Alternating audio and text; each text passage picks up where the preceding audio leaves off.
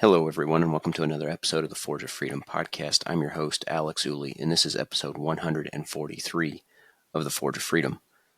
Today is Saturday, July 13th, 2024, and the big news of the day is that Donald Trump, former President Donald Trump, was shot at a rally in Pennsylvania, just north of Pittsburgh, I believe. And this was just a few hours ago, and I don't know a lot of the details, but I have seen the footage, and I'm going to play a portion of it here just momentarily. And that's not going to be the main topic of the episode here today. I'm actually going to talk a little bit about one of the Anti-Federalist papers. But before we get to that, I just want to briefly mention this incident earlier today. Apparently, the gunman was shot and killed, I think, by the Secret Service, and apparently was outside the security perimeter of this particular rally. And of course, this is on the eve of the Republican National Convention in Milwaukee this coming week. And so what's interesting to me about it, there's been a lot of criticism and a lot of calls for President Biden to step aside and allow somebody new to step in on the Democratic ticket because of his struggle, to put it lightly, his seeming missteps, his gaffes becoming more frequent. Just the other day called Zelensky President Putin, and then later in the same day called Kamala Harris Vice President Trump. And then today you see that a stark contrast with Donald Trump. And believe me, I am no fan of Donald Trump. Do I think he's better than Joe Biden? Yes. He contributed to the current inflation that we're experiencing, that we're suffering from. He ran up the national debt. He called for the bump stock ban, which was just overturned by the United States Supreme Court. He also called for red flag laws, saying that take the guns now, due process later.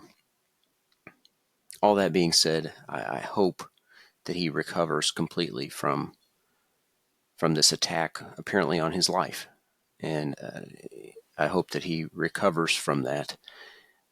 Nevertheless, but I think this will help his candidacy. I think that people who already supported him will come out even more boldly in favor of him. I think people on the fence who are concerned about Biden's wherewithal, about his ability to lead the country for 4 more years, may be swayed the other way.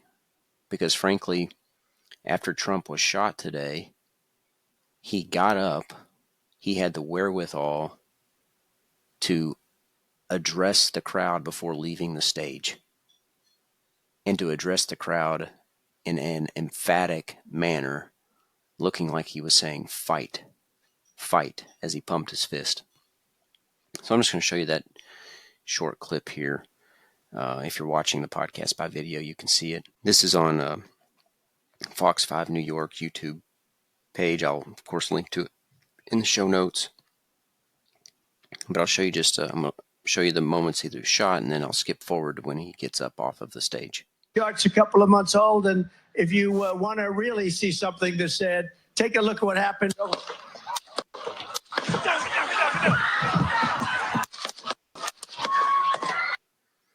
So he gets shot there, and Secret Service agents jump on the stage to cover him up, as apparently is their protocol, until the threat is stopped.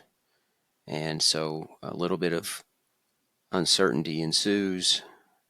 They stay on top of him for a bit, and then they get the all clear, saying that the gunman was down, and they start to get up. And when they get up here, this is the part that a lot of you have probably seen on social media already. I think we'll be seeing many more times before November a picture of former President Trump pumping his fist in the air with blood running down the side of his face in front of the American flag. I got you, sir. Let me get my shoes, sir. Hold on, your head is bloody. So we got to move to the car.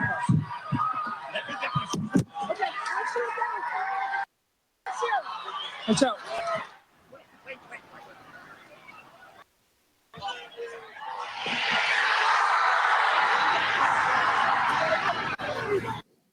So there you go. You can hear him say, "Wait, wait," before they walk him with him off the stage so that he can address the crowd. So he's just been shot, apparently in the ear. He gets up and he has the wherewithal to address the crowd there to see him at the rally. And it looks like he's saying, "Fight, fight." And I think that's the sort of wherewithal, the sort of passion that a lot of people want in the leader of the United States of America. And like I said, I'm not a fan of Donald Trump. I wish him the best in his recovery. But I think that that's the thing that so many people see Joe Biden lacking, at least at this stage in his life, is that wherewithal and that presence, that fight, that vigor. And Donald Trump's not a young man himself, but I think that this will certainly play in his favor. So with that said, I've used up the first 7 minutes here. Like I said, this was not the primary topic of the podcast. So I just wanted to give you my quick thoughts in the first few hours after the shooting there. And of course, I want to condolences to the people who were apparently one person at least killed, another injured maybe, that were at the rally. I'm praying for their family as well. But with that said, let's get into the main topic for today. It's a topic actually that was inspired to some degree anyway by Lucas Botkin, who's one of the guys behind T-Rex Arms. And he has, most of you probably know, a really popular YouTube channel. He's also active on X. And I saw on X earlier this week, he posted a question. He said, okay, legitimate question. Where is a place/country where anarchy has worked? And I don't know what inspired this question or what motivated him to ask this question, but there was some fallout from it. And he said in a subsequent tweet or a post on X the next day, as a matter of fact, he says, the colonists in 1775 weren't anarchists. They literally formed their own Congress right away and were part of a governmental structure from the start. Some of y'all need to read some history books. And that's the part that I want to address. Because what's interesting here is that, number one, he says the colonists in 1775 weren't anarchists. Well, I don't think we can characterize or put all of the colonists into one category. As a matter of fact, the Anti-Federalists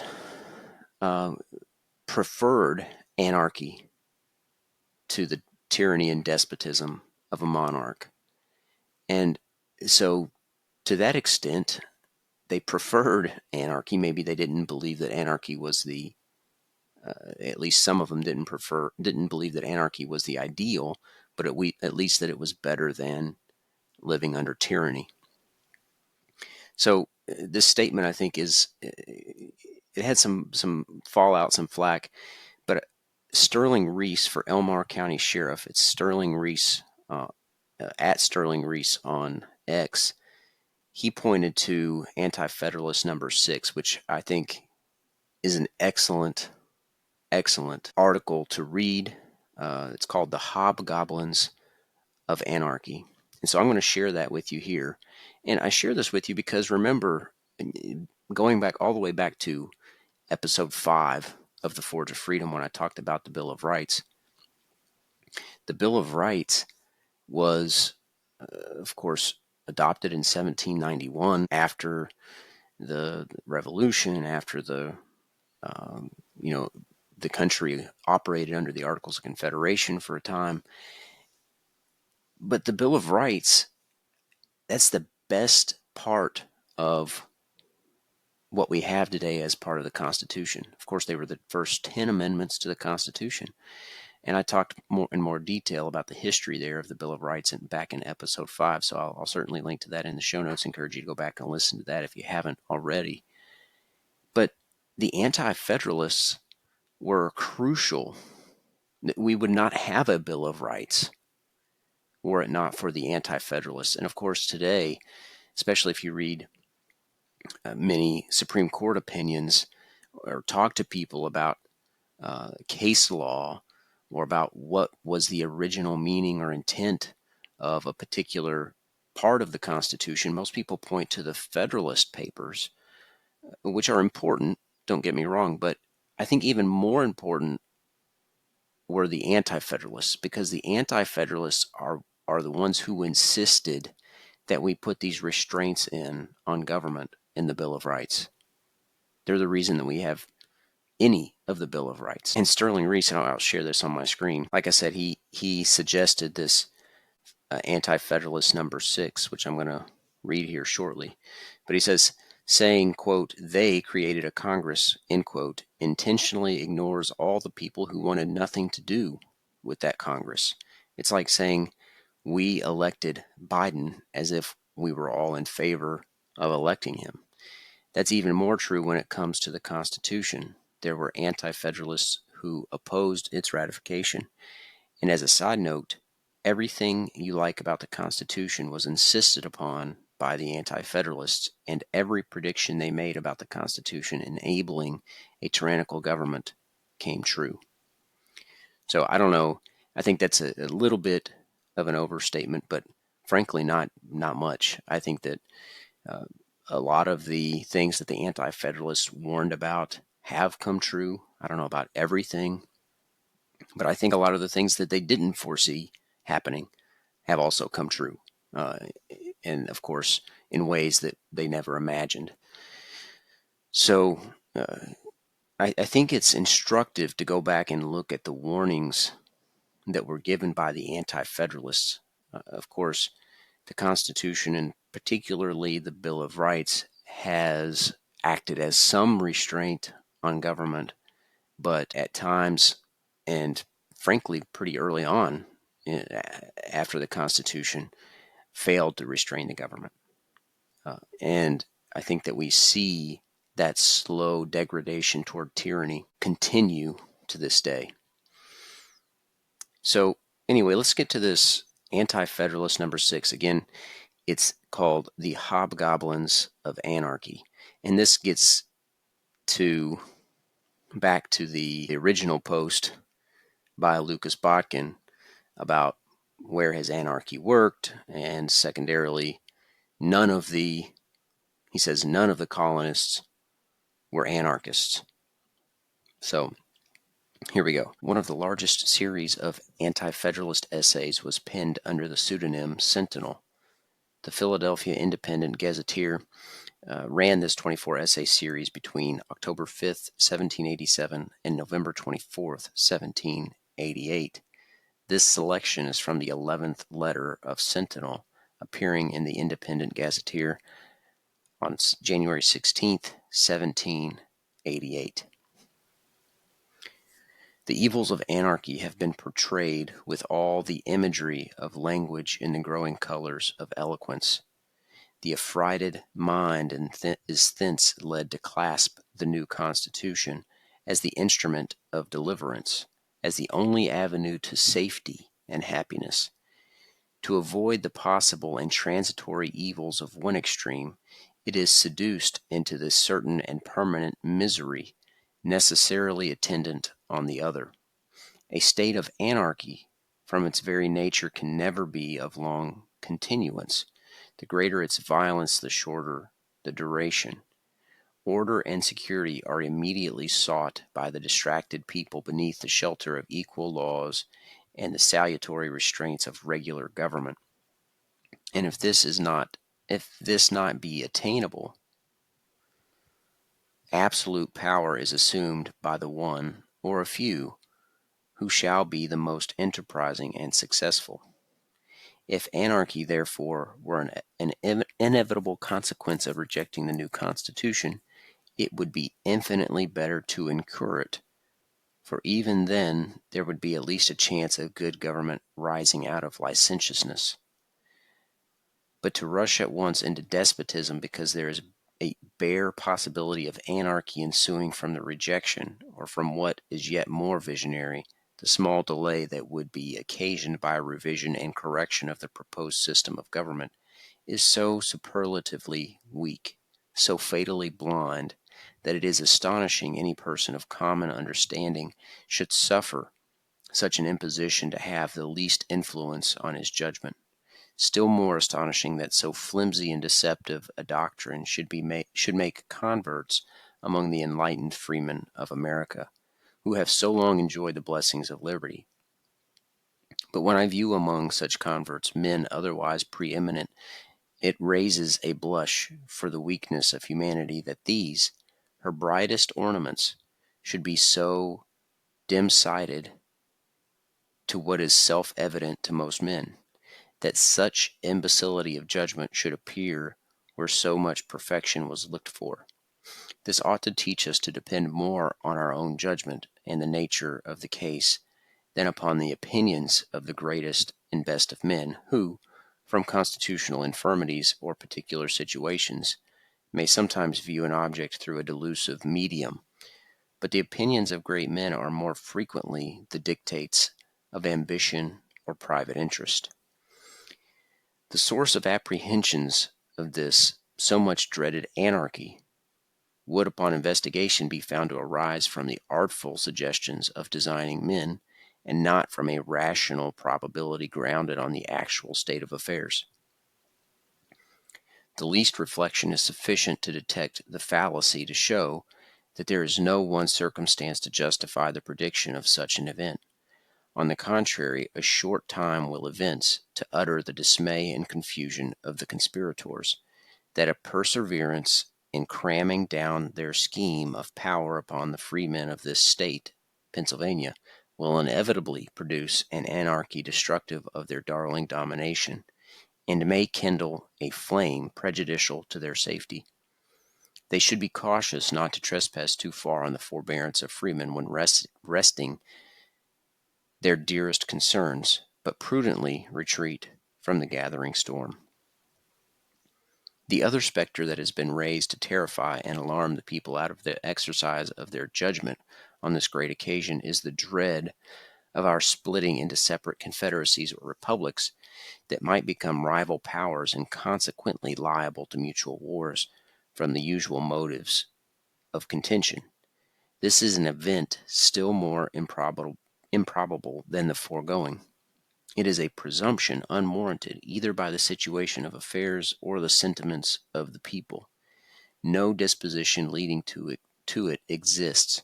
The advocates of the new Constitution seem to view such a separation with horror, and its opponents are strenuously contending for a confederation that shall embrace all America under its comprehensive and salutary protection.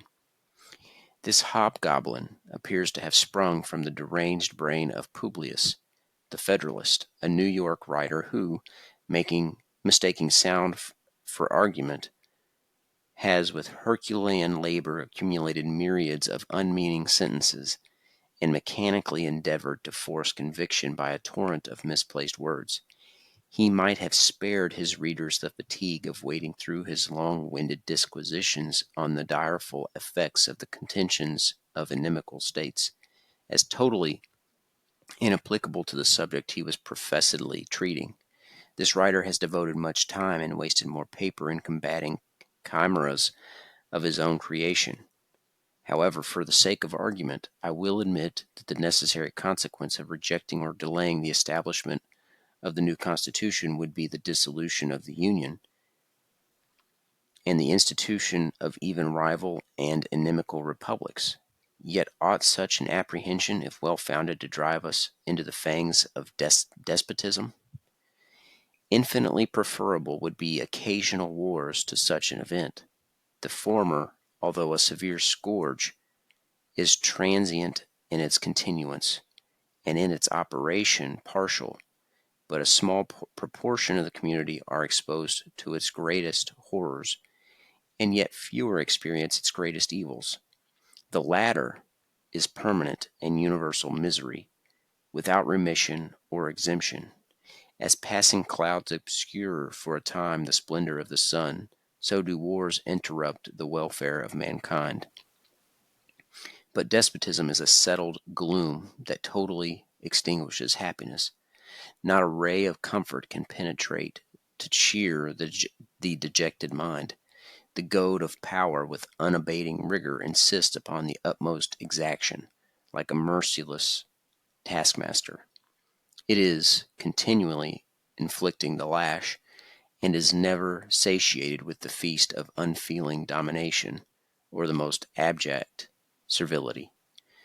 The celebrated Lord Kames, whose disquisitions of human nature evidence extraordinary strength of judgment and depth of investigation, says that a continual civil war, which is the most destructive and horrible scene of human discord, is preferable to the uniformity of wretchedness and misery attendant upon despotism. Of all possible evils, as I observed in my first number, this is the worst and most to be dreaded.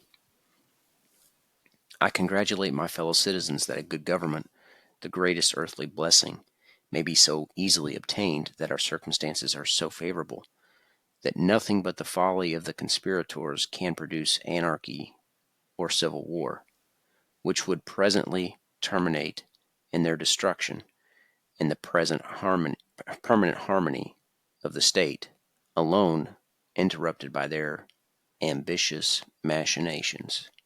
Signed, Sentinel. So there you go. It's not, again, it's Anti-Federalist number 6. It's the Hobgoblins of Anarchy and Dissensions Among the States.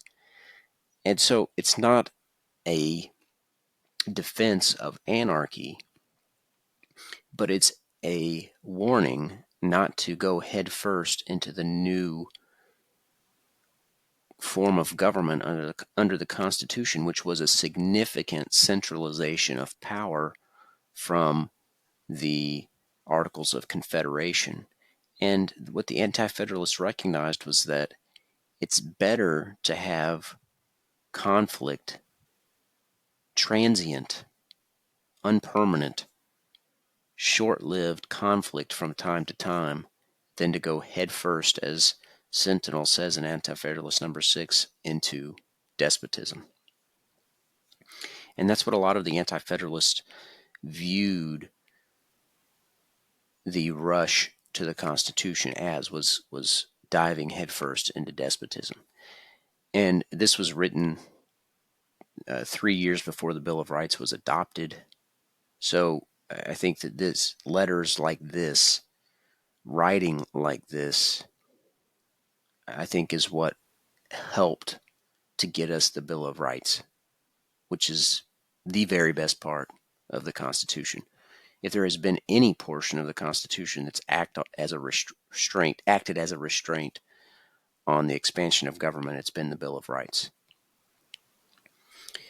And so I think that, and here I'm not being critical of Lucas Botkin too much. I think I love his YouTube channel. I think he puts out great content, and I like the T-Rex arms merchandise that they sell, the holsters and the other merchandise that they sell.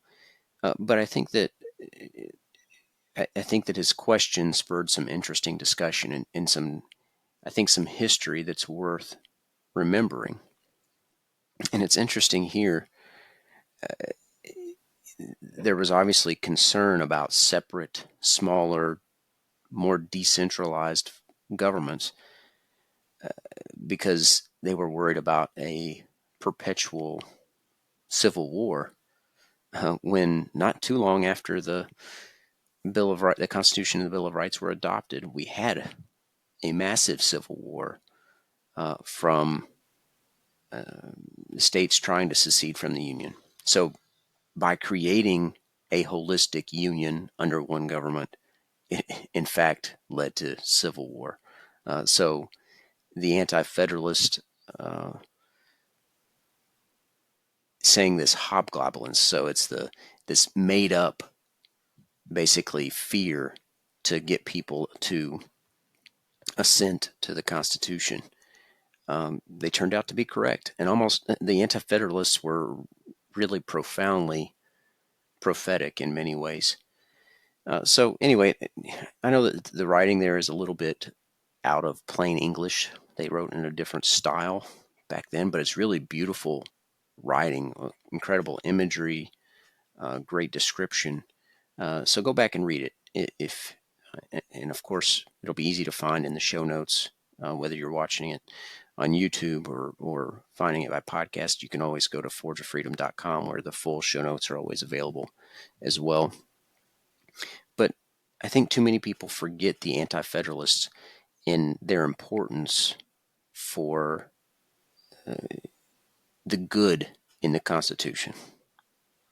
Okay. So with that said, that's where I'm going to leave it for this episode. I hope you enjoyed it. I hope you learned a little something there. I'll link to these posts on X as well.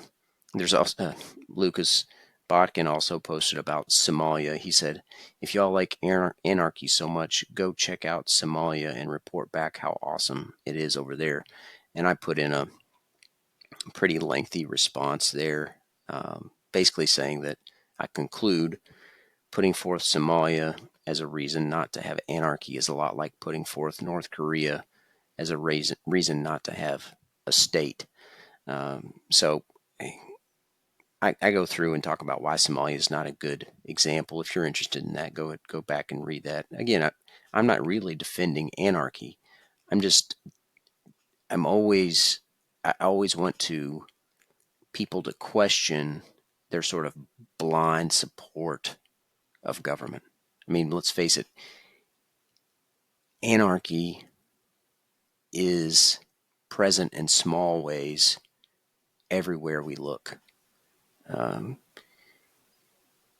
Think about price systems, profit and loss, and people.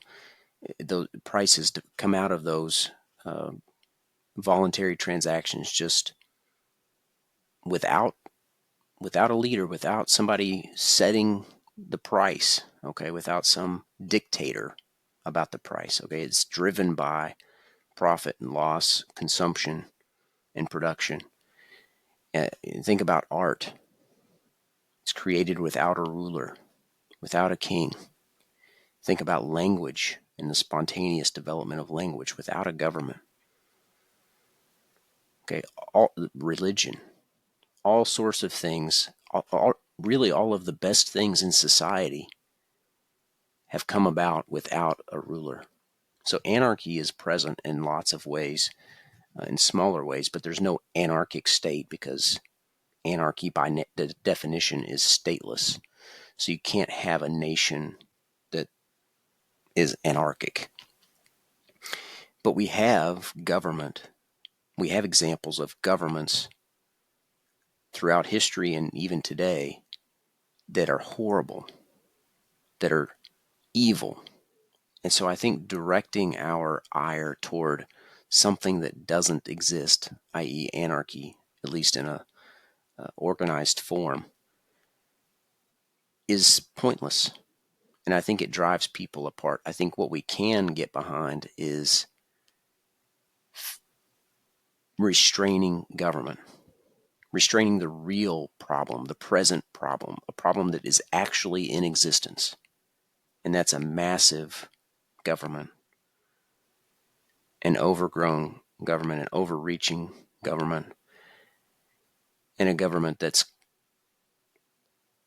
continually progressing toward despotism.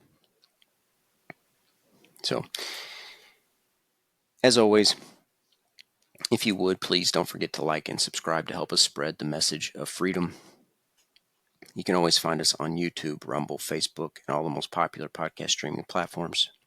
I'm also on X at Forge of Freedom and at forgeoffreedom.com. Until next time, everybody, remember, you are the Forge of Freedom.